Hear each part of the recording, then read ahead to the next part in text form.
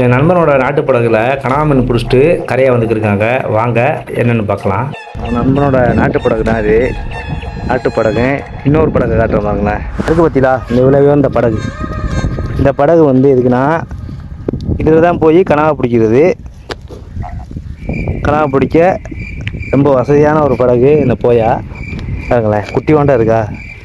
ஒரு ஆள் போய் கனவா பிடிச்சி வர சரியானது.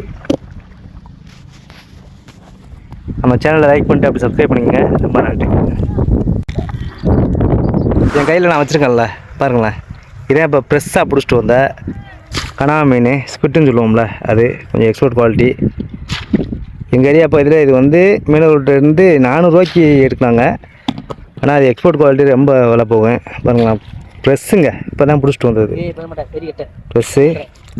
ஆனால் கனவா சாப்பிட அப்படி இருக்குங்க. பொரிச்சாலும் சரி குழம்பு வச்சாலும் சரி.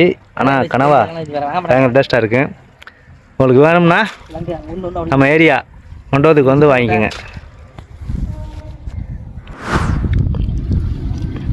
இவ்வளோ இது இன்றைக்கி பிடிச்சிட்டு வந்தது கனவா.